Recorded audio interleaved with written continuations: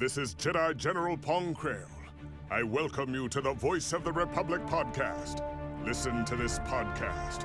That is an order. Your reputation precedes you, General. The reputation of a great new podcast. Hello and welcome to the Voice of the Republic podcast. This is Bonnie Peace, Baru from Star Wars. Time to see who's smart enough to join the hunt. The hunt for the Voice of the Republic podcast. So, I hear we're going to be taking out separatists on the Voice of the Republic podcast. Smaller in number, are we? But larger in mind is the Voice of the Republic podcast. Of all the Jedi, why did I have to end up with the Voice of the Republic podcast? As the Republic juggernaut rolls across the disputed worlds, citizens all across the galaxy turn to the Voice of the Republic podcast for help. Hello, this is C-3PO, Human Cyborg Relations. Master Luke can't come on the Voice of the Republic today. He's out fighting the stormtroopers that just landed. I shall have him be a guest on the Republic podcast as soon as possible. Oh dear.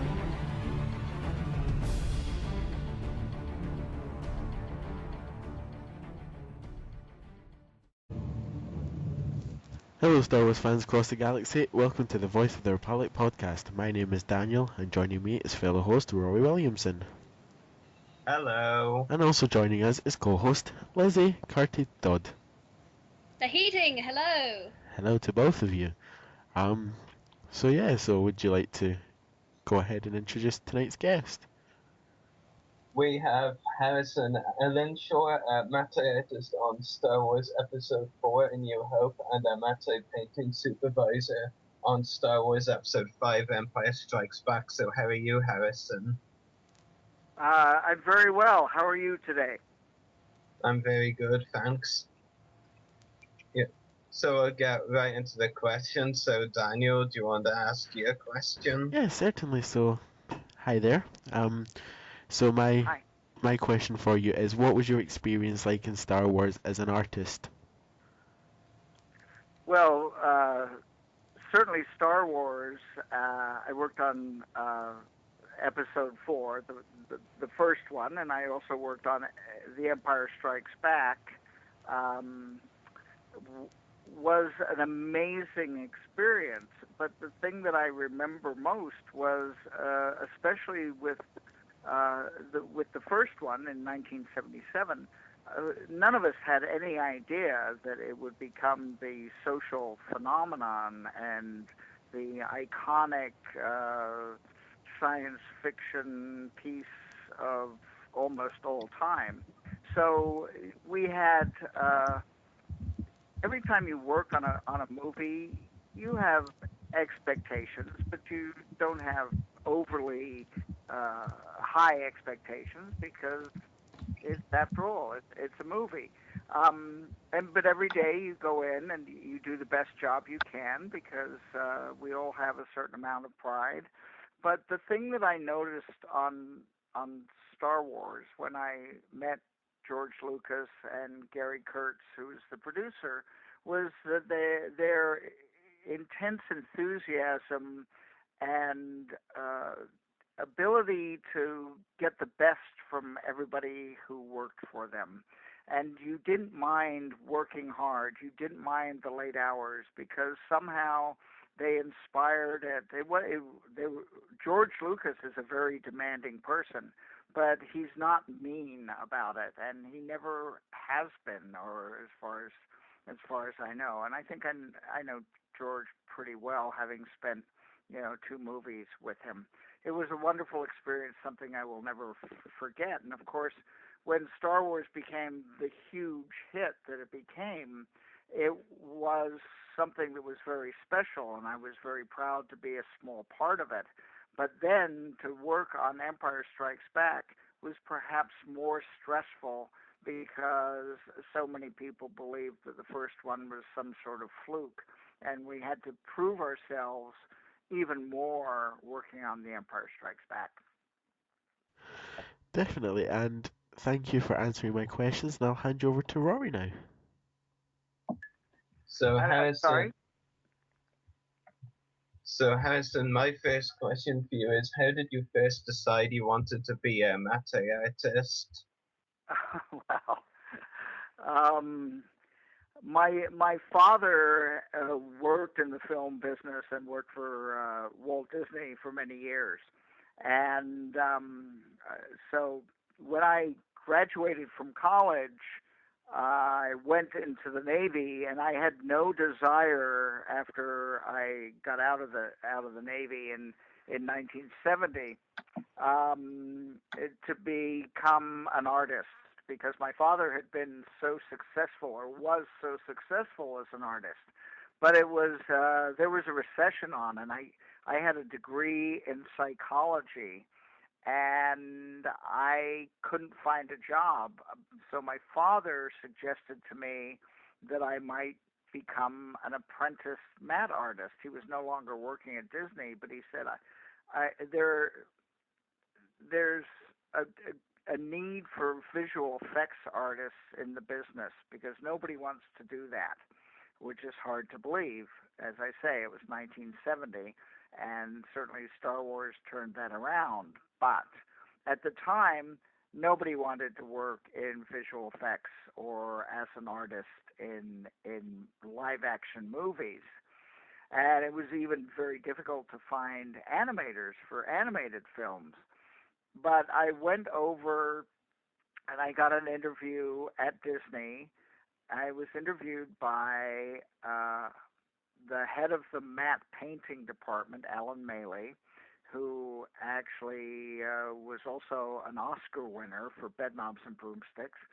And he said, we have a position available, but it's basically just being an assistant in the matte department, where there's not that much going on, and all that you'll be required to do at very little pay is wash brushes and maybe occasionally be able to prepare a painting. But I'm happy to give you the job. And I said, well, I really don't want to do it that much, but can I try it out for 6 months? And at the end of 6 months, I was so fascinated by matte painting, by film, that Alan had taught me and had inspired me. He would come in every other morning and say to me, I just saw a movie last night that you really have to go see. And he was such a great visual storyteller. And I began to get a real appreciation for film and the narrative medium. And it was fascinating stuff, and it made me want to do more of it. So after 6 months, he said, well, what do you think? You want to hang around? And I said, yeah, you bet. I think I'm doing a pretty good job. Can I get a raise? And he said, well, I'll see what I can do. And he came back a few days later and said, yes, we're happy to have you. Thank you so much. And I got you a raise, an extra $5 a week. That's very interesting. So thanks for telling us that. My second question for you, Harrison, is how did you first get the job on Star Wars? Well, after Alan gave me the raise and kept me on for a little while, things went very, very quickly. So Alan surprised me within about 3.5, 4 years, he decided to retire. And it came as a complete surprise. And I had only been in the matte department. Now, the matte department is relatively small, but there were people in there who were far more experienced than I was. So he retired, and he put me in charge. And I was pretty well stunned. Disney Studios wasn't necessarily too happy. They said, well, this kid is very, very young, and we don't know if he'll be able to do the job painting matte paintings for Disney films. But Alan said, well, if he doesn't work out, I'll come back and I'll help out. And then almost a strange thing happened, and somebody came to the studio and said, there are no matte painters in the business, and there are no independent visual effects people, and we're the producers on a film that is going to be shot in New Mexico by a very well-known director, Nicholas Roeg, and it's going to be starring David Bowie, and it's called Man Who Fell to Earth. And they asked me if I would be interested in, moonlighting, working away from Disney Studios and doing some effects on this film. And that was an experience, as you might imagine. David Bowie, quite a character. Nicholas Roeg, quite a character.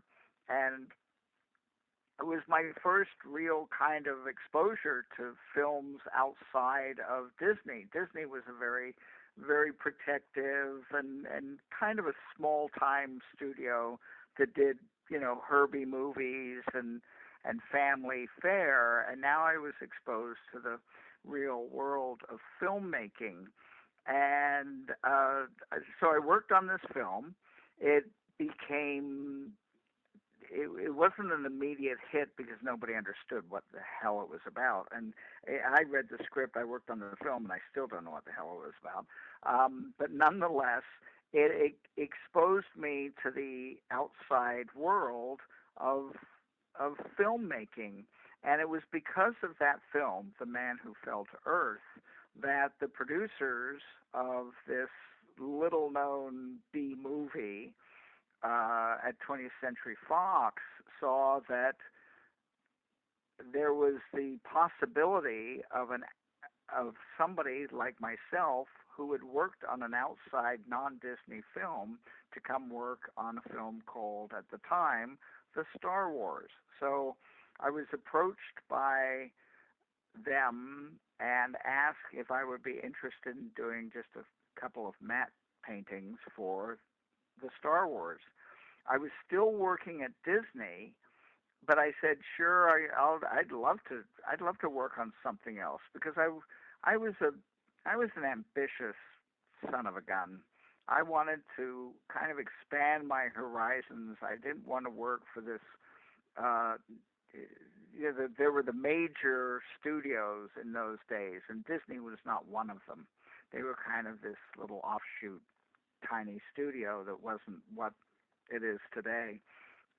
And so I said, sure, I'll work on this film that you're doing, and so I did. I would work during the day at Disney, and I was primarily at the time working on a film called Pete's Dragon, and then I would go over at night.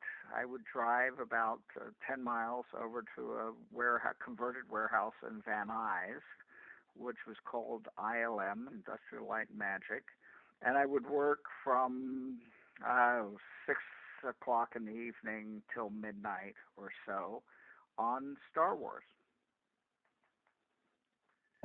Wow, it's very interesting. So thanks for answering that. My third question is, what was your favorite part of working on Star Wars, and which painting that you did was your favorite? Well, it's, films as well as matte paintings are all like children. You love them all, but for different reasons. And I achieved a great deal of notoriety from Star Wars because I worked on the film on a matte painting, which was Obi-Wan Kenobi going around and turning off the tractor beam, and you look all the way down into part of the interior of the Death Star that seems to go on forever.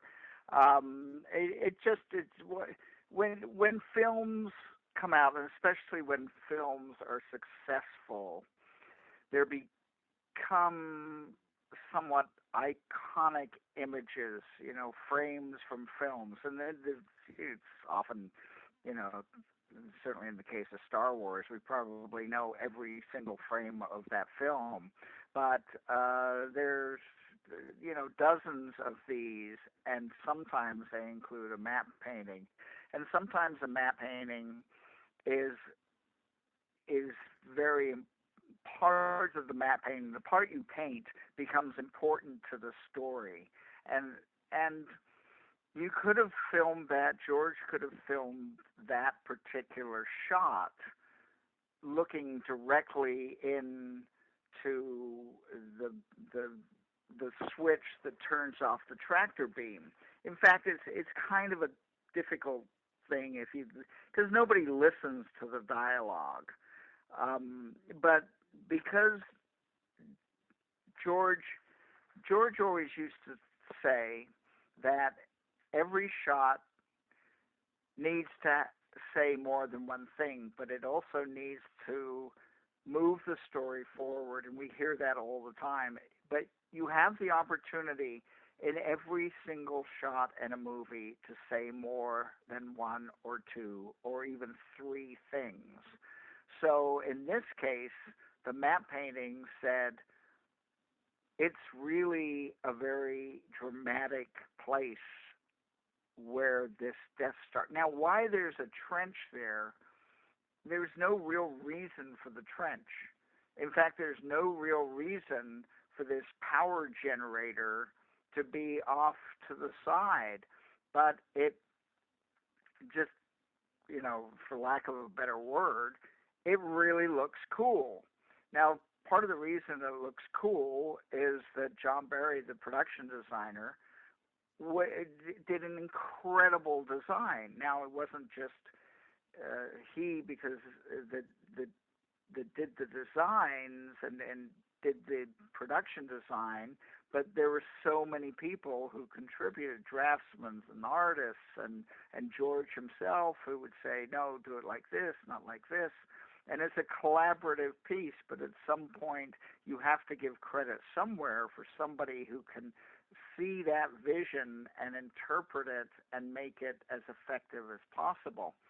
So as a matte artist, you kind of follow along, because keep in mind, when we worked on Star Wars, nobody knew what the story was.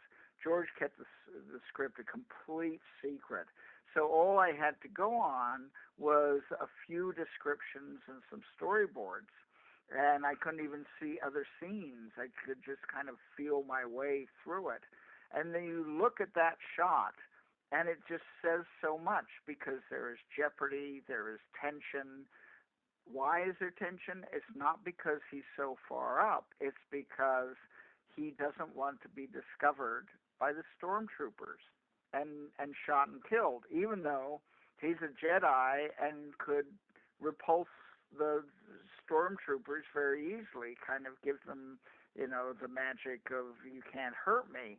But that doesn't matter. We look at it visually, and if we're impressed enough visually, if it touches enough emotion, then it becomes very successful. It's a very complex issue, but that painting and that shot, which ended up being kind of distributed through a lot of media, became almost the shot that I am known for. And it's kind of ironic, because it's my shot, but it's not. It's a lot of people's shot. Yeah, it's really interesting. So my last question for you, Harrison, is I heard you got to work with legendary artist Ralph McQuarrie. Can you tell us about your experiences working with him? With whom, sorry? Ralph McQuarrie. Oh, Ralph. Ralph, I can't say enough about Ralph McQuarrie. He was not only an incredibly talented and skillful and hardworking artist and man, but I was privileged to know him.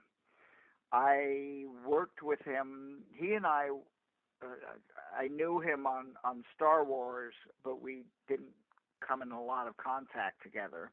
But I knew of him then, and when I worked on The Empire Strikes Back, I was in San Rafael, where ILM had moved, which is in Northern California. And I painted in the same room with Ralph McQuarrie. So every day for about 7 months, we would work together. And I was the head of the department, and technically Ralph worked for me, but I really worked for Ralph because I learned so much from him, and I respected him. All he wanted to do was paint and contribute and create, and I was happy to take his paintings, organize the department, make sure they got the paintings and the shots were composited, maintain the workflow, do the kind of organization, and try to paint with enough excellence that nobody would notice that Ralph was incredibly gifted and much, much better than I was. So I would ask Ralph to do the really difficult paintings, which he loved doing. But the thing that most impressed me about Ralph McQuarrie was his kindness, his generosity, and his ability to embrace people and life on the most positive note. I never heard him say a bad thing about anybody. He didn't have a temper, as far as I could tell. He was a most loving person, and I miss him terribly. And George acknowledges over and over of how important Ralph was, but it's very hard to express for any of us what a genuine, nice guy he was. A great man, sorely missed. So thank you very much, Harrison, for answering my questions, and I'll let our co-host Lizzie ask her questions now. Hello. Okay. How are you? Very well. How are you? I'm alright, thank you. I feel a bit silly telling you this, but and again, so out of anybody's league, but rather anybody's out of, you know what I mean. I do a bit of Star Wars art myself. I'm just a fan artist, and it's my eventual goal to actually be licensed by Lucasfilm one of these days. So for me, it's always an absolute pleasure to get to talk to Star Wars artists and other people who have, achieved that, who have actually accomplished the ultimate goal of becoming licensed by Lucasfilm. So thanks so much for giving us your time for this. It's been my pleasure. Lovely. My questions, save one, are all sort of more art related.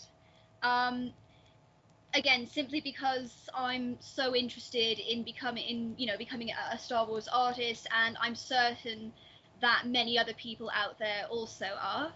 So my first question for you is, how did you end up becoming an official artist, and what processes did you have to go through to do that? Oh, that's a difficult question. I think everybody, let me first say, you don't become an artist, you are an artist. Now, you may want to achieve becoming a really good artist, an excellent artist. But it's hard to define what that is. You said that how do you become a Star Wars artist? Well, those days, in a sense, have passed, and I don't want to minimize, the goals, but there's going to be another Star Wars, and that's the one that I would suggest. I was very, let's face it, and I face it every day. I'm very grateful, and I also was very, very fortunate. I was lucky. You can just say, hey, you were in the right place at the right time. How that happened, I have no idea. I really don't. I have been blessed in many ways. I've worked on Star Wars. I mean, my resume is, even I'm impressed sometimes. I worked on Tron. I'm very proud of my work on Tron. I'm proud that I worked on Dick Tracy. I'm proud that I worked on Captain EO. Now, for every single one of those, I worked on a lot of dogs. So it wasn't always perfect. I'm not Dennis Muren. Dennis Muren's never worked on a bad movie in his life, and I say that kind of kiddingly. But nonetheless, the adventure of life, the adventure of having the goal of, I have no secrets. Whether you're looking at Rembrandt or John Singer Sargent or visual effects artists like Albert Whitlock or my father or Ray Harryhausen, for all those people, there's another 1,000 people that are just as talented, who are just as good, who suffer just as much, because it's never easy. And working every day, I was happy to work, and I still am. I still paint, I write, I do all sorts of stuff. But it's always difficult, and if not difficult, then you're not getting better. You have to keep pushing it, and there are days you'll go, I will never get this. I give up, and you throw your hands up, and you go, life is too hard because of the things that happen in life. And life, you can have what we call, personal issues. That there's health problems. There's, I haven't had a job in a while. I can't afford to treat myself to a nice dinner at a fancy restaurant. The term starving artist is kind of true in the sense that most artists starve. They don't do well. We live in a world where very few artists have any respect. We're second-class citizens, and it's very, very. That's probably the toughest part. And I don't have the secret. As I said, I got lucky. I was kind of blessed by the fact that my father got me this job, and I was good enough. In fact, I never went to art school. I learned from Alan Maley. I learned more in 4 years than I could have learned from going to, 10, 12 years of art school. But right. the key is it's a combination of things. Keep painting, keep drawing, keep doing it, even though, and have, yes, it's okay to take, it's good to take lessons. Otherwise, you won't know when you're kind of doing it wrong. And right. you might have good mentors. You might have bad teachers. You might have all that stuff in between. Just if if you if you really want to grasp that golden ring, don't worry necessarily about classifying yourself. And it's very difficult for me to articulate. But if you want to be a Star Wars artist, well, that's a good thing. But there's a million people who want to be Star Wars artists. I would say want to be an artist, and then you might have the chance to be picked out by, as I say, the next Star Wars, the next opportunity, the one where you're not just at the end of the line, but you're at the beginning.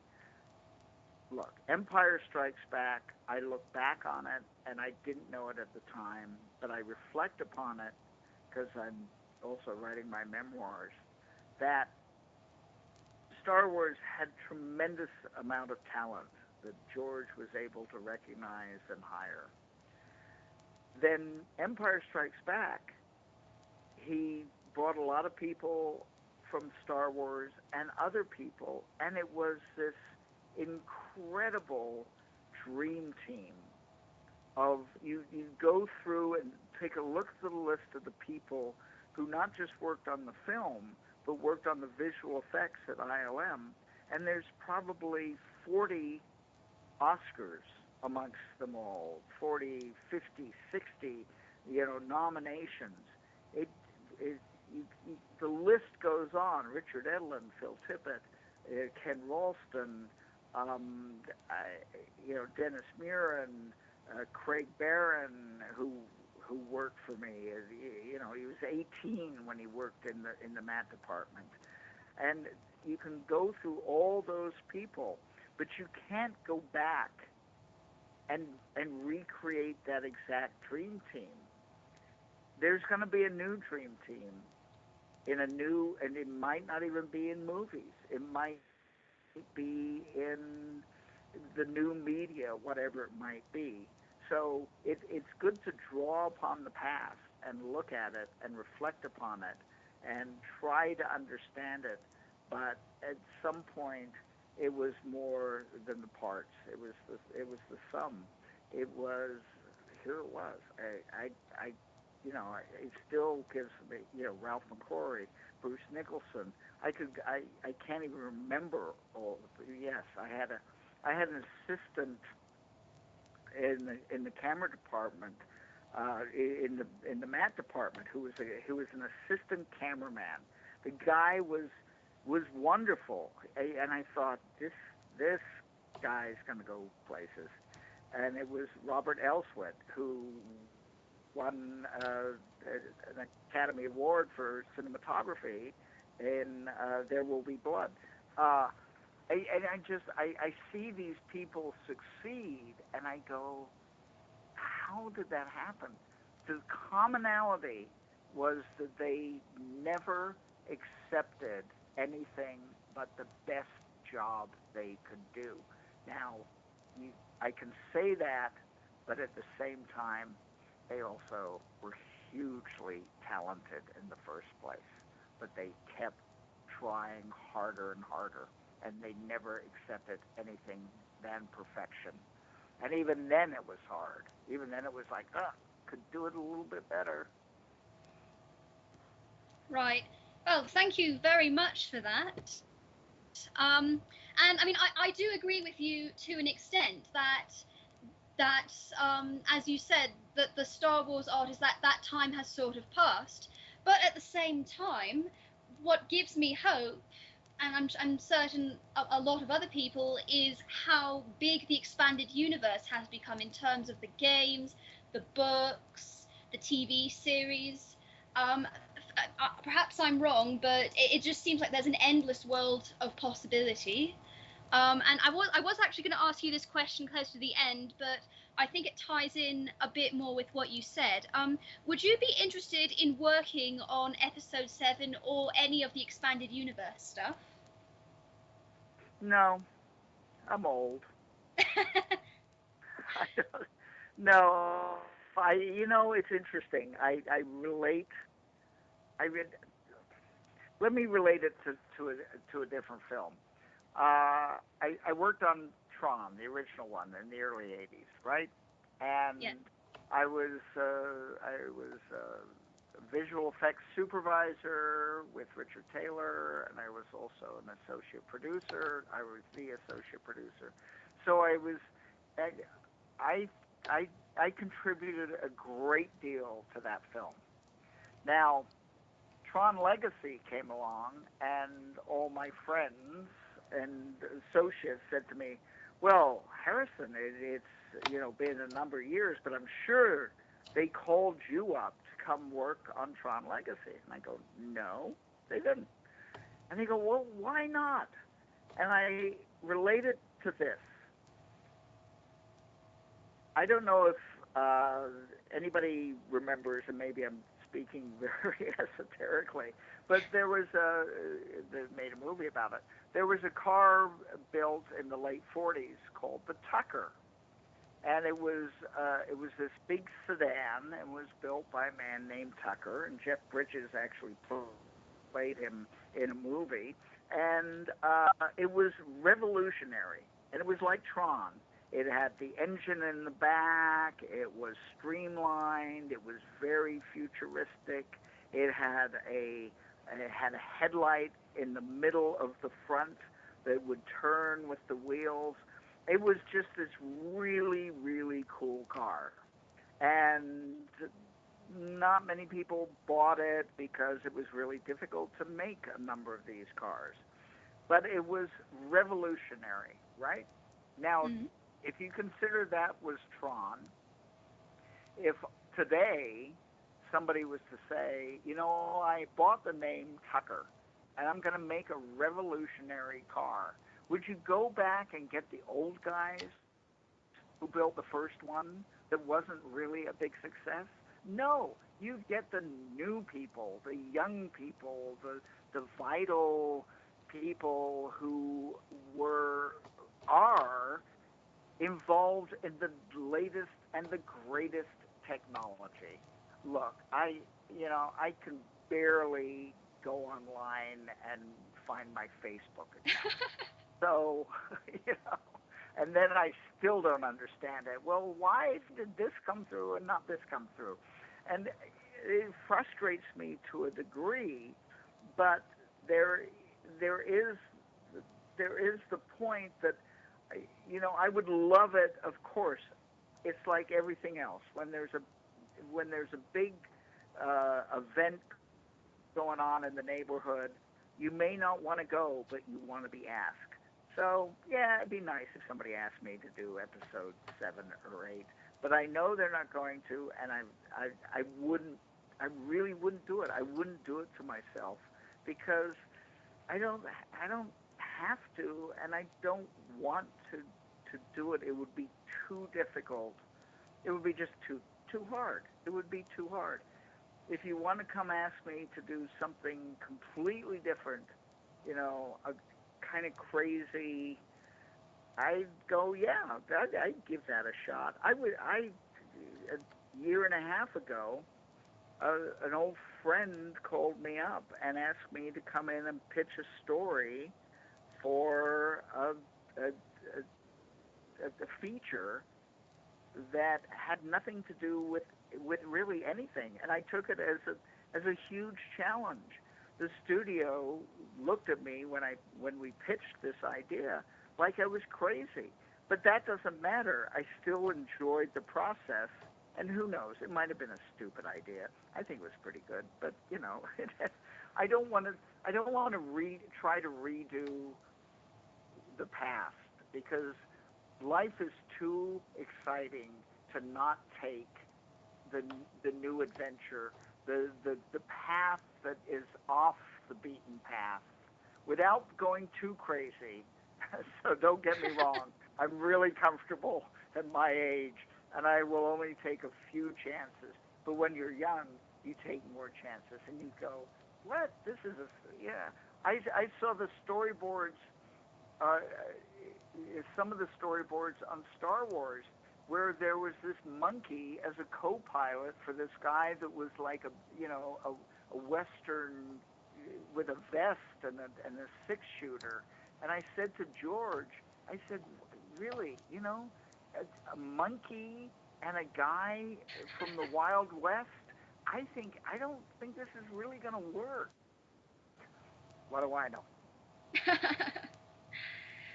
Very honest response. Thank you. I probably already know the answer to this, but I'm going to ask anyway, just simply based on what you said in response to my previous question. You've done all traditional work so far. Have you considered going digital? Well, yes, I love digital. I absolutely love it. I went back to Disney for Dick Tracy, so that was 1989, and then I was asked to run their independent effects facility, Buena Vista Visual Effects, for 6 years. So in about 93, 94, we were very, very fortunate to be able to go completely digital, and without making it a long story, but because of digital, it took away the anxiety. You were then able to not worry about redoing a shot and trusting that the change would take place without something else going wrong. And to put it very simply, before there were computers and there was word processing, when you had to do your thesis in college, in school, you had to type it out perfectly. And so you'd put the paper in the typewriter, and you would type, and then you'd get to the maybe, almost done, and sure enough, you would hit the wrong letter. And so you'd have to take the paper out, and you put in a fresh sheet of paper, and you type it again. Now, the third word could be wrong. And so you'd have to take it out. It was painful. It was drudgery. It was torture. Now, consider if you had a thesis paper that would be 30 typewritten pages, this would take you hour upon hour upon hour to do it. When word processing came along, bingo. You make one mistake, you delete, you make it right, you print it out, you're done. Digital was the same for movies, for visual effects. So you didn't have to recomposite and hope that nothing would go wrong, even though you made the slight change to the one thing. Suddenly, digital was there. You didn't have to send the film in to the lab and wait for it the next day. You could see it on a monitor. And that was the one thing that revolutionized the process. And I couldn't wait for it to happen. And I loved it, and I love it still today. I love Photoshop. Doesn't mean I do better work. I still paint by hand because I enjoy that process. But if I was doing visual effects, yes, it's a wonderful tool. But as I say, it doesn't make every shot perfect. Right. You still have to understand compositing. You still have to understand composition. You still have to understand tone values. You still have to understand aerial perspective. And it's too easy to make the leap from knowing nothing to thinking you know everything and you can just cut and paste and make it all look wonderful. And 99% of the effects that I see today, and every shot is an effect, are amazing. but all you need is the one or two where you go, there's something wrong with that. Yes.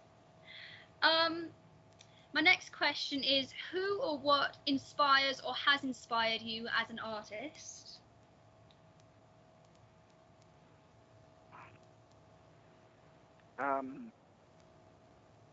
Well, as I said, Alan Maley inspired me greatly. Right.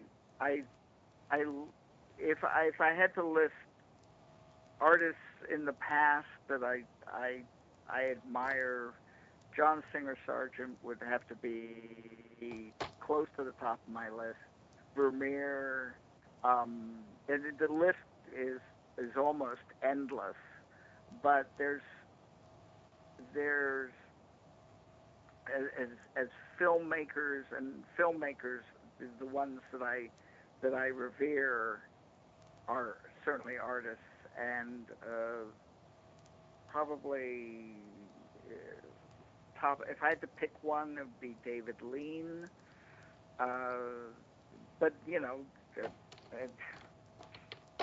and David Lean has a few, clunkers, but not really. Passage to India, I didn't quite get. But and I don't mean to be negative. You look at Bridge on the River Kwai, Lawrence of Arabia. Oh my God, these are films, and great films. I look at constantly, and not because from the visual effects point of view, but because I would consider myself. I would be proud to be called a filmmaker more so than a visual effects artist, just because it kind of encompasses every shot has to. The wonderful thing about being a matte painter, the wonderful thing about being a visual effects supervisor, is you have so much influence on helping telling the story. Kubrick, obviously, I say obviously, and not everybody might agree with me, but geez, the guy really knew how to make a movie. God damn it, You just sit there. Now, I can take it across all sorts of media, and I look at, especially these days when we have the advantage of video on demand. I love, probably one of my favorite television series is The West Wing.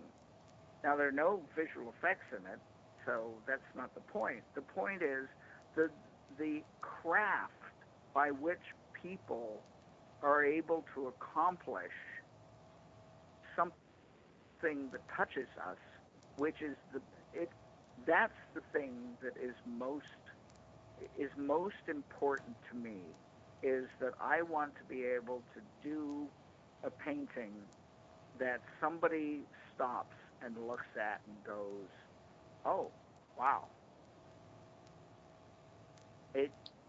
Rather than, yeah, nice. So, well, what else you got? then you're dead meat. Yeah. But it doesn't. You can't please everybody. There's 7 billion people on the planet, and most of them won't care what you do. Right. Right. Thank you very much. I've got one final question for you. It's a bit off topic, and I will admit it did go slightly awry last week, but let's see if we have a bit more luck this week. What do you think of the neimodians? Think of what? The neimodians. Oh gosh. I didn't know. I'm sorry. The connection. That's all right. The Trade Federation people from episode 1. Oh, I don't know. Fair enough.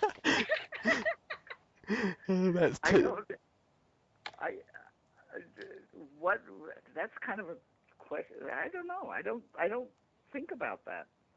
That's all right. Should I? No, you you don't have to. No. I'm absolutely wild about them, but yeah, I'm a bit of a I'm a bit of a minority, Well, so. You don't have to apologize. I'm wild about crazy. Well, not crazy. That's being disingenuous. No, I don't know. Let me.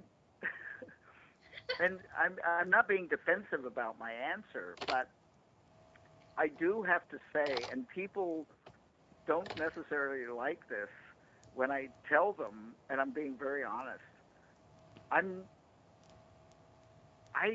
don't read or watch a lot of science fiction or fantasy. No, that's quite Halloween all right. I don't know why. I have no idea. It just doesn't. Probably my least favorite holiday, and it's coming up, and I'm already dreading it, is Halloween. Right. Everybody loves Halloween, and I'm kind of really you want to dress up. Why, if you want to dress up, let's dress up now. Which I guess I'm a bit of a loner. I don't. No, that's really quite all right. I didn't mean to throw you such a curveball there. I asked this to everyone, so don't feel like I've singled you out or anything. You can single me out. I don't mind. I certainly don't mind, and it's not. I don't feel insulted, and I hope you don't feel insulted that No, I not don't in the have least. an opinion. If you said you hated them, I wouldn't feel insulted. I'm literally just curious as to a general opinion from the actual Star Wars people about them, if they have an opinion. Well,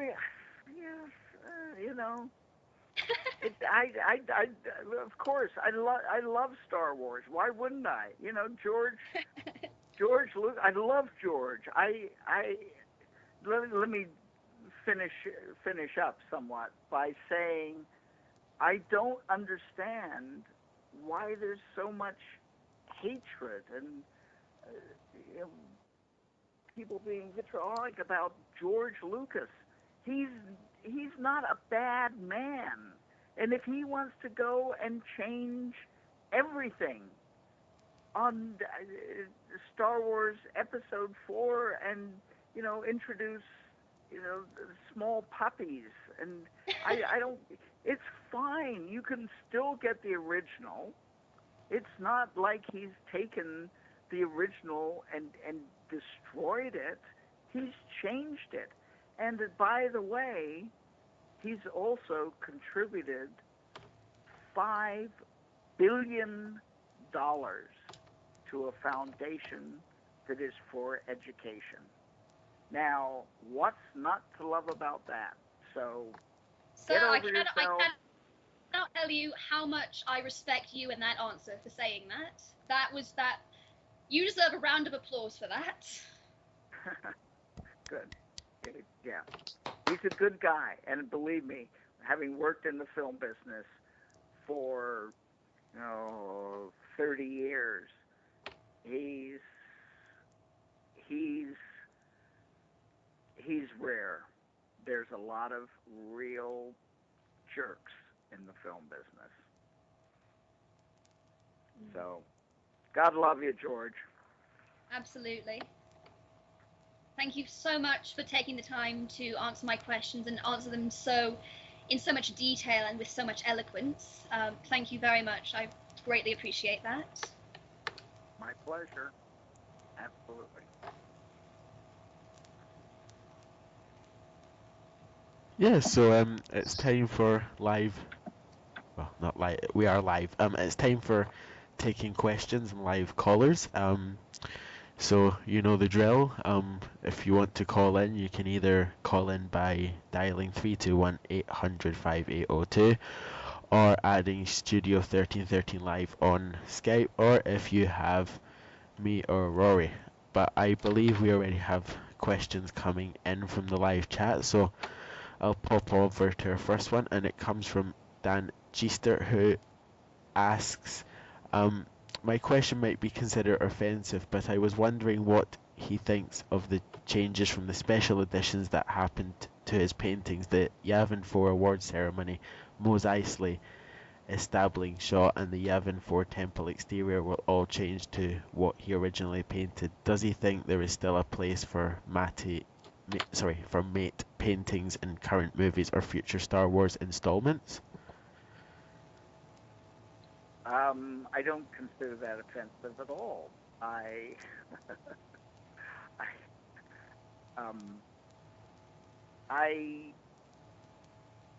You know, there are a number of shots, and I've indicated this in other places, other blogs, that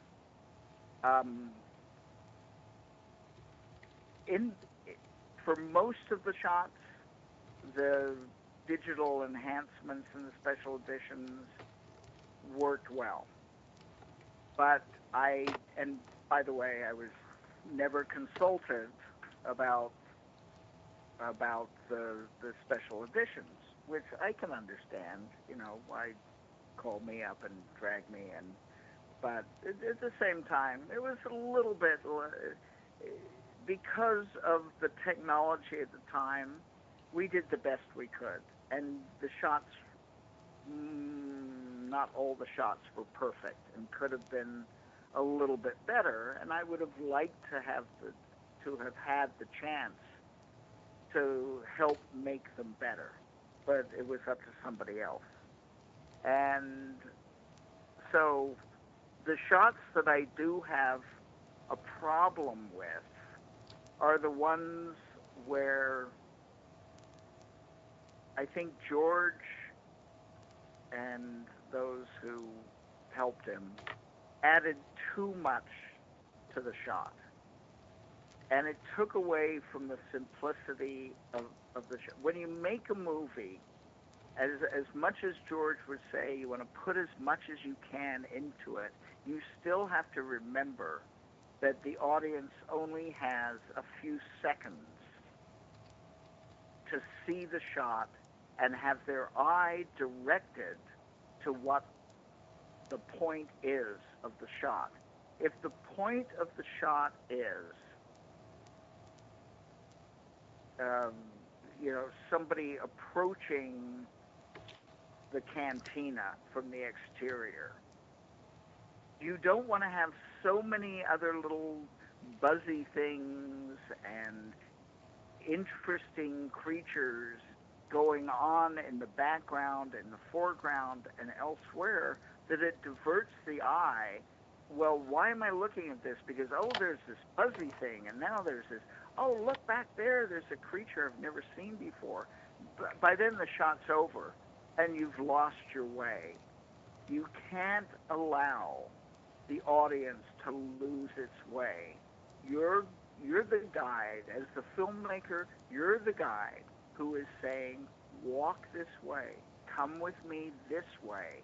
If there are distractions, then you're not going to follow the guide. If suddenly there's something that appears on the left side that looks like a three-headed dinosaur that's green, you're not following the guide who wants to take you down the path that is the story. And that's the issue I have with all the special editions, is that too many shots take us away from the path of the story. Definitely. And our second questions comes from Peter Miller, his first question is, how many paintings have you done for episode 4 and 5? There were 17 on episode 4. There were 85, 90 for episode 5. Wow. Which, by the way, I might add, for the special, so there were basically a department of 6 people when they did the special edition, and So there were basically 2 matte painters for 85 paintings, Ralph McQuarrie and I, and Michael Panglaccio did backings, which was not included in that 85. So there were 3 of us. And then for the revisions for the special edition, I believe there were like 8 or 9 matte artists to do touch-up work. So there you go. Wow, that's a lot of paintings. And his second question for you is, do you have a certain painting style that you prefer? Do I have a certain painting style? that I prefer? Yes. No, the painting. I look back on Empire and I have the feeling is that every painting poses its own challenge. There's no such thing as an easy shot. Just when you think, oh, this one will be a piece of cake, guess what? Something drives you crazy about it. So whether or not I have a preference, I really can't answer it. I'd liked in Empire Strikes Back, I thought the concept of Cloud City was absolutely magical, and I enjoyed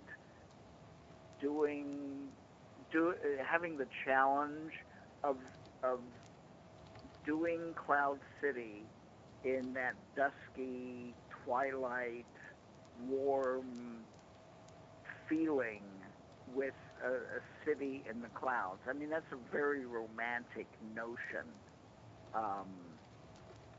And then you look at the interior of Cloud City, and there's the power shaft where Luke falls down, and it's such a cool concept that to take nothing away from the ice planet or the jungle scenes of where Luke meets Yoda, but Cloud City was great fun. I enjoy working on all the paintings because they're all very different. But Cloud City, and I was very disappointed when the first home video release came out, and the color timer, the person who was involved in the transfer from film to video, decided, well, this is way too warm, so we'll make it look like daylight. And oh God, it just was painful when I looked at it. So I was very glad to see that later releases, brought back that kind of magic hour glow. Definitely. So I believe that is all our questions from the chat for you. Yeah. Okay. So it was really nice talking to you and interviewing you tonight. I'm sure. I enjoyed it very much. I love talking about it. It's been a pleasure having you on the podcast, Harrison, and hopefully sometime we can talk to you again on the podcast. Yes. Thank you so much for your time and for your eloquent responses and your insight. Well, thank you. I certainly enjoyed it, and I wish everyone there the best of luck and continued good work. Thank you. So thank you very much. So we'll talk to you some other time then. Bye. Okay. All right. Bye. Bye-bye. May the force be with you. Nice to talk to you. So yes, that was really fun interview and very interesting as well with Harrison. Backtrack quickly. I just want to give a very brief shout to our good friend Derek Mackey from Cool Waters Productions. You can check that out at coolwatersprods.com. And I've posted that in the chat. Yeah, thank you very much. So thanks very much, Derek, for getting us such a great interview. It was a pleasure talking to your client, Harrison Ellenshaw, and we really enjoyed it, didn't we? Definitely. Well, Yeah. absolutely, and let me give myself a plug. You can always go to Harrison Ellenshaw, all one word.com, and hopefully you might see something there that you might enjoy. Definitely. Okay? Yep. Bye-bye. Bye. Hi. Bye. Bye.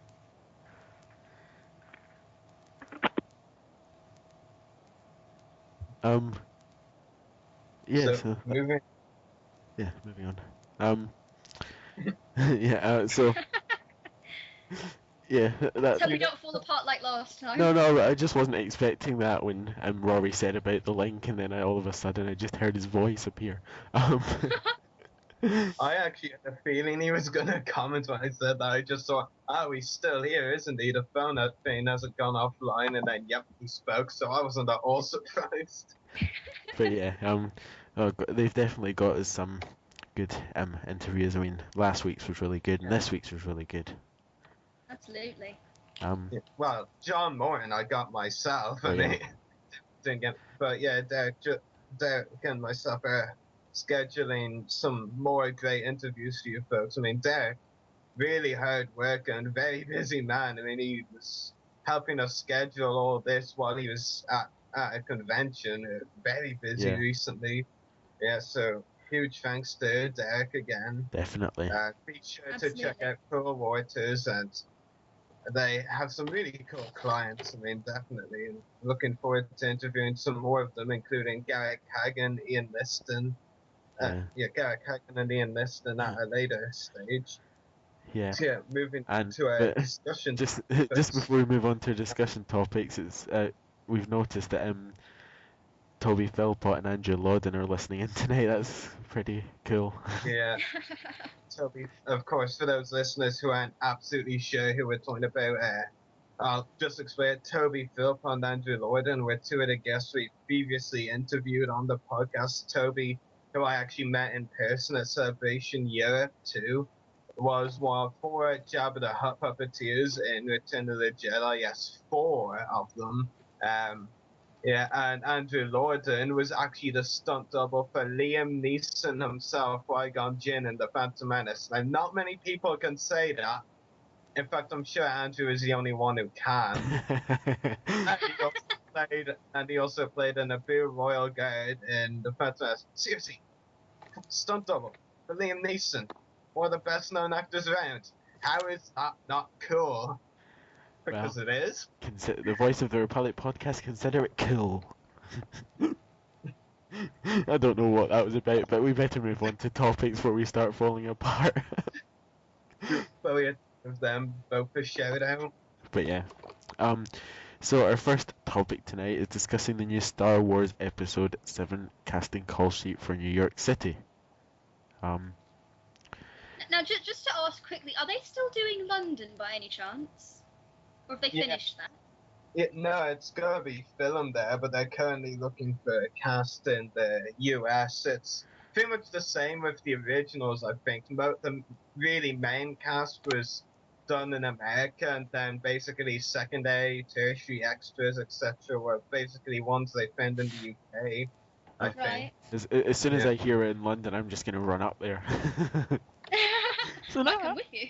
Yeah, just once I officially they're gonna be shooting somewhere in Ireland. I don't care where it is. It could be, well, Galway is like 5 hours away by driving. If it's in even if it's in Galway, and I'm not honestly a huge fan of that place, too many insects. Yeah, I go all the way over just to see what's going on the episode 7 set. Bugged by some insects while you watch some Star Wars. No, please.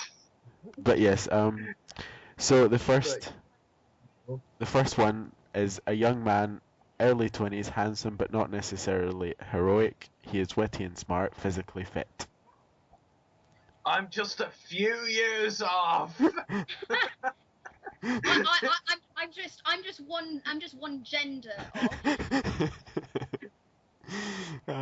Well, don't worry, we'll get to the one after this, which will surely suit you. But secondly, is a man, late 20s, physically fit, handsome, and confident. Well, If you said the next one was the one that suited Lizzie. Excuse me. God, I'm not a man. I'm not in my late 20s. Yeah, I love how she mentioned late 20s before she mentioned man. It's your fault, Dan. You said the next one would suit him. But You didn't realize it was a man. the next one has to suit her.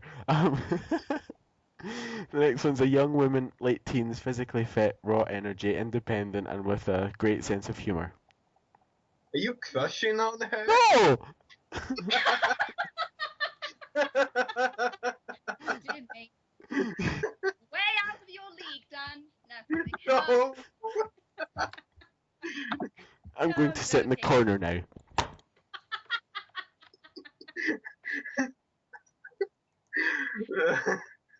Oh, Yeah, we completely derailed one topic in. well, unfortunately, I'm not in my late teens. I'm in my early 20s. Although, I mean, I probably could actually pass myself off as a teenager. I mean, admittedly, even when I go through airports today, inevitably somebody asks, "Are you travelling on your own?" I'm 22. You're just making sure you're safe. Never know who could be around.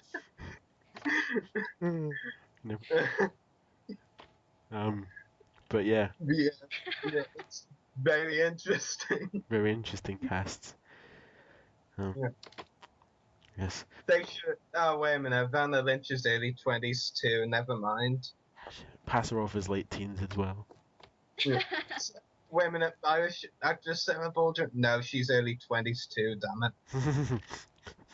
It's so annoying. All of my favorite female actresses, right, early 20s or late 20s, and I'm in my late teens. Give me someone, please. What's Ashley? 31. Oh shit. Not even. She looks like she's in her 20s though. Does that count? I suppose it could, yeah. Yeah.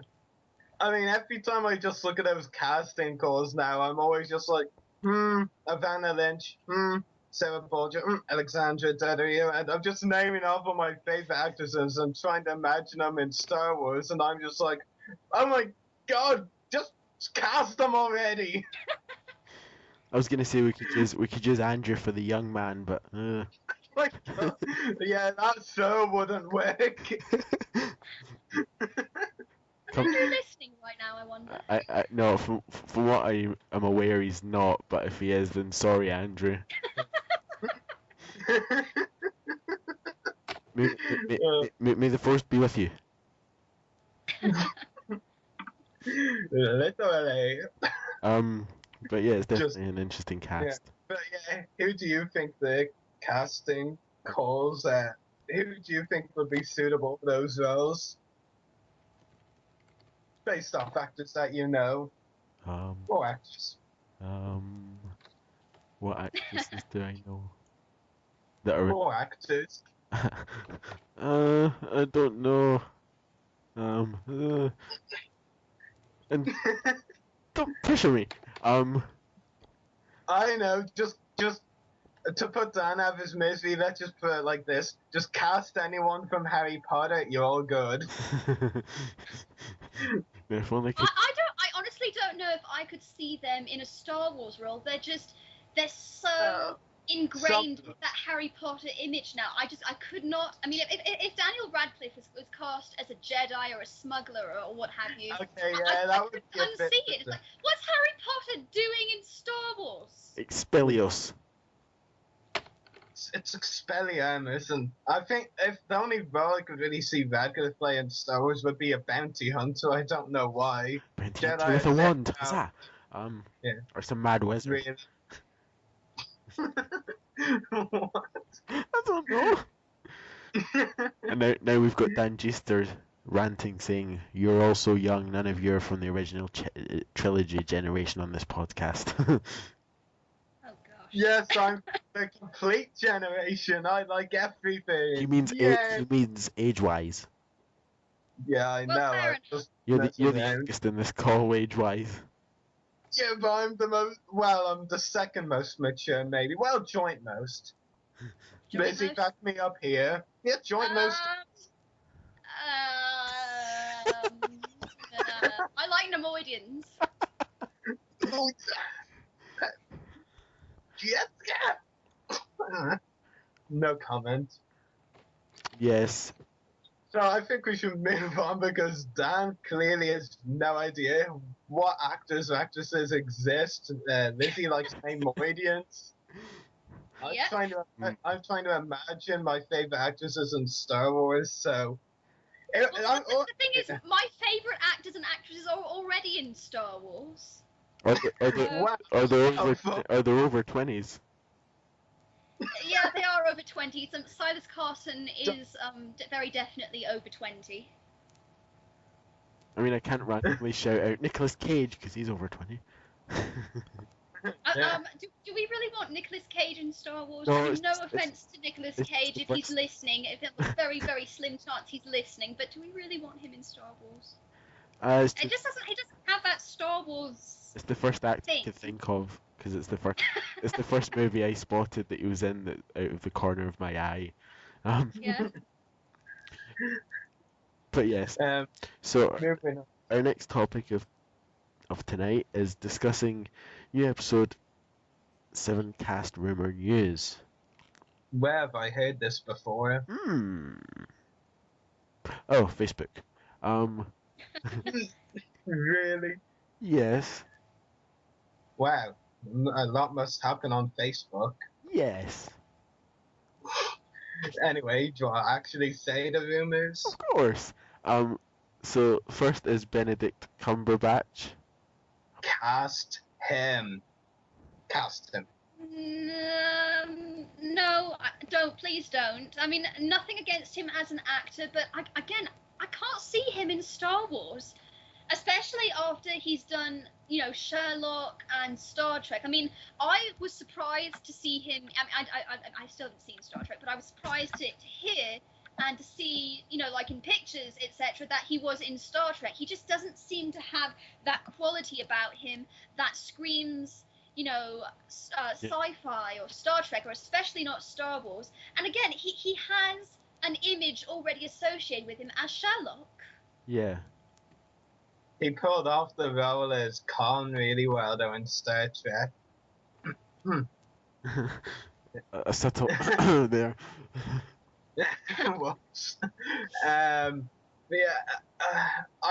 get what you're saying, Lizzie. I think it would be a bit, bizarre to cast on Star Wars, considering he's already really well known to geeks anyway, because, Star Trek Into Darkness, Sherlock, and a couple of his other roles, I believe. So, yeah, it would be a bit strange. I won't be too surprised, though, because, of course, with JJ in charge, and he knows what Benedict is like to work with, and he's a really accomplished actor. But what I find interesting, though, is the way pretty much straight after a day, at least most of the day after the rumor came out, they pretty much came and stated Cumberbatch would not be in Star Wars. Now, I wonder, where have we heard that before? Oh, yes, it's only the same thing they said before they actually announced him in Star Trek. So, who knows? It could well be true. JJ's dragging him over. Come to the light side of the Force. Or dark side. Something like, I don't know. I don't know. I can't really imagine him as a Jedi, to be honest. Maybe a background officer of some kind, but I certainly can't see him in a huge role. I mean, again, nothing against him, nothing against his acting skills. He just doesn't have that Star Wars quality about him.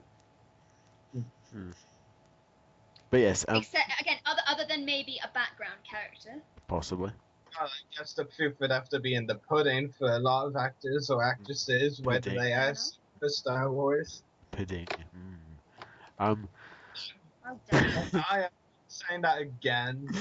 Oh, but yes, and also the second one is Liam McIntyre auditioned for a role as well. Now, I could see in Star Wars. He doesn't have a very large filmography. Certainly not anything brilliant. But it's like we said last week, that Star Wars has a tendency of taking these smaller, lesser-known actors with no filmography or perhaps a bad filmography and making them well-known. And again, even giving them careers. But and he does have a quality about him that could make him a good Jedi. I could see him as either a Jedi or a smuggler. Yeah, I hadn't heard of him honestly until they said he said the addition there. But yeah, what I actually found very interesting was though looking at pictures of Liam McIntyre was the way I don't know if either of you knows, of course, with the rumor last week with Alex Pettyfer auditioning for a role. Now, is it just me? Do Alex and Liam look very similar? I honestly think they could well have auditioned for the same role if they both auditioned, because they did look very similar to me. That's an interesting thought. I hadn't considered that. Yeah, I don't know. I just looked at the picture and I said, why does he look like Alex Pettyfer? I look at Alex Pettyfer's profile again. I'm like, yep, he looks like Alex Pettyfer. This is freaky. They must be going for the same role. Our brothers. If they ever for a role. Well, brothers by another mother? We're different mother? I did not say anything. Yeah, you did. And the last one? And the last one is Casina Solo is in consideration for a role. Wait, a Solo that's not in Star Wars? It has to be in Star Wars. That caused me to do a double take as well. I thought you had accidentally written down a Star Wars character to begin with. Yeah, no, I thought that whole... And when I saw that, I was thinking, oh, maybe they've actually announced someone, a new character. And now I'm like, wait, there's an actress with Solo in her name? Oh, interesting. Yeah, again, not someone I heard of until their picture announcement. Not the picture announcement, until the rumor, I mean. I subsequently, of course, like with all the others I had heard of, looked up pictures there.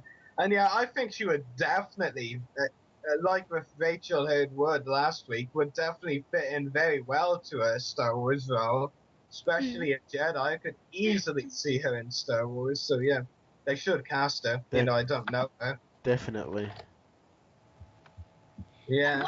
Another thing I want to point out, and again, we've touched on this several times, all these people, bar Benedict Cumberbatch, again, their filmographies are very, very limited. I mean, I have to say, I do like that. I do like, again, that they are considering the smaller people. They're not just going to automatically cast, like Angelina Jolie or Brad Pitt or anyone like that, just because they're good looking and they've been in everything. I mean, oh, please don't put them in Star Wars. Please don't. Yeah, I think I'd be a bit physically sick just... I don't have anything. I'd be actually offended. Yeah, I don't have anything against either of them, but casting them pure because they're big names, no, please no. Brad Pitt is a neimodian. No! God, run! Really? Dear Lord, no! Even I'm against I don't understand his sex appeal as a human. I don't want to see that as a neimoidian. Oh my god. Oh, Why neimoidian? Surprise. That hurt my ears. Sorry. I regret saying that now. You walked right into that one, mate. You really did. Yeah, I definitely agree with you, Lizzie. I think it's also kind of interesting to know, in my personal opinion / point of view, whenever in Star Wars they have actually cast, a quote-unquote bigger, or, well, yeah, big names, they've like it's not been one of the main three, because let's face it, Star Wars has always really been a main three characters essentially. You know, they've always like cast them as a character that is named, has lines. They've always cast big names like that, like Christopher Lee as Count Dooku, for example. Yeah, it's always been that. You know, I think if Benedict Cumberbatch is cast, anyone else we know really well, it's gotta be something similar, whether on the Sith or Jedi side or whatever. I don't think it's gonna be a character we see a lot of on screen, like the main trio that we'll probably see. Definitely. So, yeah. Actually, Benedict Cumberbatch as a Sith Lord, that's an interesting thought. Definitely. And now she's completely rethinking saying what she said earlier. Nah. No, I mean, I don't want to not see him. But how do I say this? I don't not want to see him in Star Wars, if that makes sense. I don't think he has the quality, you know, that Star Wars quality for a larger role. Now, and again, as a smaller role, I could see that, and I would actually not have anything against seeing that, and would almost be excited to see that. But as a Sith Lord, that would be very, very interesting. I think that's what the rumor actually was as well. That would be interesting. That he just Sith Lord, yeah. And especially considering he can pull off villain roles really well after Conan Into Darkness, so who knows? We'll have to see what the future holds. Always in motion, the future is. Yep, that's true. Definitely. So, up next is Natalie Portman being open to returning to Star Wars. So what are your thoughts on that? Spin-off, please. Yeah, that wouldn't be a bad idea. I mean, I don't really see her returning to the actual... Yeah. Maybe in a flashback, not a Force Ghost. Definitely not a Force Ghost. I can't see them doing a Force Ghost. I think they would just want to keep that exclusively to, you know, Jedi. Yeah. So if you think about Force Ghost, and then, you know, someone who doesn't have any Force abilities return as a Force Ghost, I won't really see the appeal in that. Oh, good. A non-Jedi with Force Ghost, run! Yeah, that would be a bit bizarre. I'll see it. Yeah, I honestly think Natalie Portman is a great actress. I don't understand the hate for the prequels. If anything, to be honest, I think she's improved a bit since Star Wars. She was fantastic in Black Swan. She was absolutely outstanding. Yeah, because she was only 18 when she did episode 1. I mean, she's much older now. You just took the point right out of my mouth. Oh, I'm sorry. Yeah, I mean, the thing I think some people, before they hate on Natalie, really should consider is she was only, as you said, 18, maybe slightly younger, 19 at most, when she first did The Phantom Menace. I mean, you know, that is kind of young when you think about it, for someone like that to have a lead role in Star Wars. Put it this way, she was your age, so... I'm 17, but close enough. That's what well, you know what I mean. She's about your age. She's Andrew's age. I mean, imagine Ruari suddenly being put in episode 1 at his age. I mean... If he killed Jar Jar, we're all happy. Oh, gosh. Okay, let's imagine Rory, son of Williamson, in Star Wars. Let's see. We've got a guy with a big head, has a lot of stuff going on his brain. Could you even call it a brain? Absolutely ginormous. He'd be running like a wild thing on set for trying to interview everyone there for the podcast. Not really doing anything an actor would do at all. So there you go, Roy Williamson and stuff. A big-headed TV announcer, news interviewer, news host person. I can see that. Yeah. He's not convinced. As the pod race announcer, as Foden Bede. No. So what? He's got 2 heads. No, I don't want You can be the other head, Daniel. Oh God. I'm sure Rory would hate being attached to the same body as me. Bow Chicka Bow Wow? No, not Bow Chicka Bow Wow. Do that once again. Yes. Oh my god.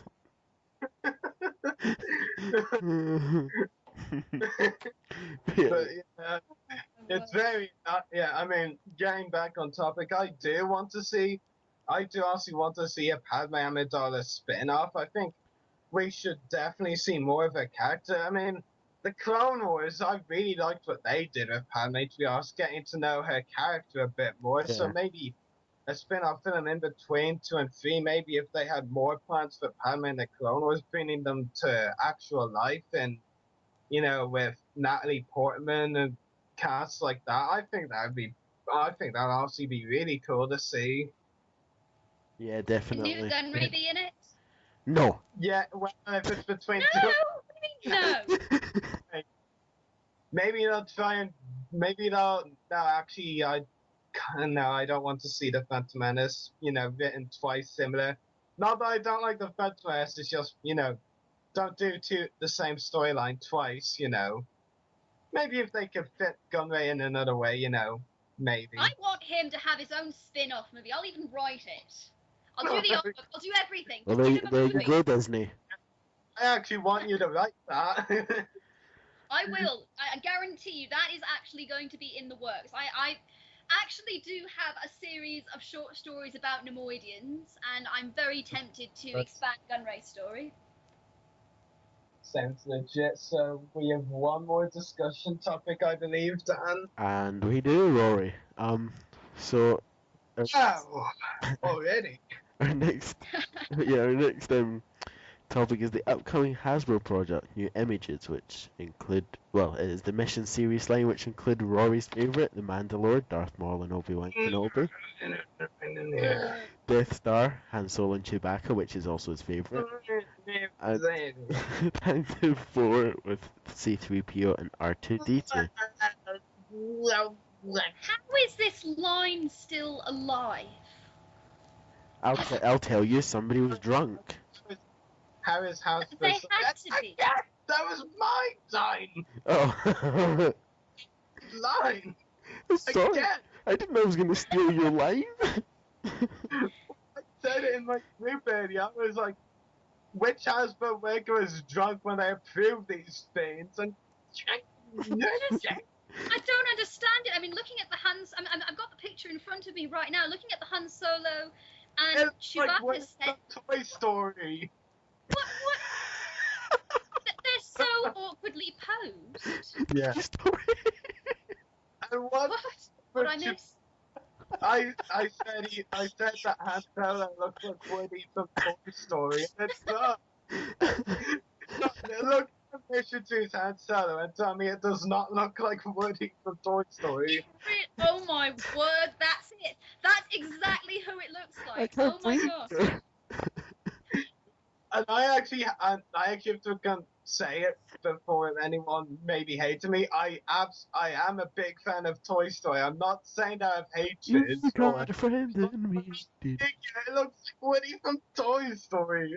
You got a friend. Han Solo is Woody. No, stop that. Han Solo is officially Woody now. Badass, to be fair. Woody the bounty hunter. Anyway. But yeah, I'm actually treating this as the Rory's rant for this episode because I could really rant about this. But anyway, going on to the pack that really grieves me, and this is one.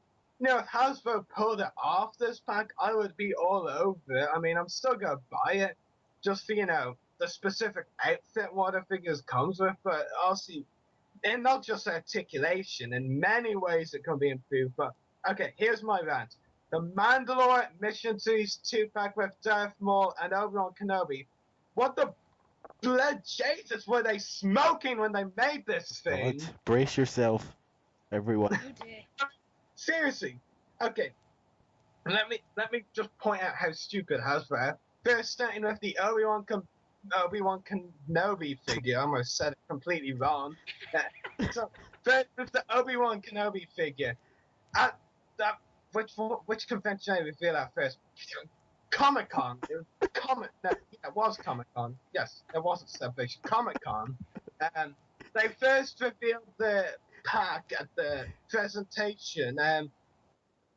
And then subsequently they put in their booths to display all that kind of fun stuff, wherever. And so they put a season 1 Obi-Wan Kenobi figure in that presentation and in the booth. We haven't seen season 1 Obi-Wan since the movie season 1 and season 2. It's more than 3 or 4 years. What is it, 3 or 4 years? I don't even care. It was a long time ago. The galaxy far, far away. Yes, exactly. And then for some reason, they say it's going to be in this set. With the current images today, we find out they've changed that. It's now season 3 Obi-Wan Kenobi, which is slightly more accurate. But still, I mean, where's my Mandalorian Obi-Wan? I don't care if it's the Obi-Wan. I have 2 figures of those. I have one of 500 articulation. Absolutely pathetic one that's not even ginger. Give me Mandalorian Obi-Wan or don't give me Obi-Wan at all. Oh, brilliant. I was just thinking about Darth Maul, and this is where it gets good. Oh God. Why does he look like a red and black version of a Looney Tunes character? Why? What was that goofy face? Seriously, it's so just look like tiny images. So goofy. I'm crying. That's terrible. I've been told to be quiet now because I'm raging so much. Rory's rant is back. Oh my God. Well, I was gonna add my 2 cents to that, so to speak, but I don't think it would even compare now. I was just complaining that they only had. Sorry. I don't even want to give my thoughts on it now after that. Well, the Han Solo and Chewbacca, their arms are in strange positions. They're completely straight. No being on this planet would look like that. The R2-D2 doesn't have a 3rd leg. C-3PO looks, well, frankly, terrified. Yeah, it looks like an animated version of a Doctor Who thing I can't even think of. But seriously, that was my first thought. So it was kind of an animated Doctor Who face. I don't even know what I'm trying to say. Let's just say it doesn't look like please. Doctor Who is English. Your point is disproven. Sorry. I'm not gonna get in an argument. You're very violent tonight. Yeah, my gosh. I'm out of breath now, and I've been told to be quiet. Well, stop raging generally, not be quiet, obviously. Oh my God. That was fun, just to absolutely explode once in a while, though. Oh man. Oh God. Now that I actually have a closer look at the promotional image, C-3PO looks like he has anime eyes. No, I'm not even joking. He looks like he's got anime eyes. Yeah. But I'm not even animated like Clone Wars animated. We're talking anime, like Pokemon. Like a Japanese animation. Yeah, there you go. Yeah. It's just so frustrating, though. I mean, I've constantly seen posts on collectors' forums last week or two of people saying, "Oh, that C-3PO looks amazing. I want to get it." And I'm just like, "What looks so good about it? Explain yourself." And then they reveal these images, and I'm like, "Yeah, what's so amazing? Really?" Whoever you are, do not. He's a weird colour too. Whoever you are, do never meet Rory Williamson, and I'll rip your head off because of that. I'm not a Wookiee. Well, they rip arms off. What? I think he was trying to be a Wookiee, but I'm not 100% certain. It may have been a drowning Wookiee or something like that. I don't think it was much of anything, to be honest. No. This is what happened when you've been crying and laughing so much. Sure. Maybe that's what Dan is like at swimming. He just gets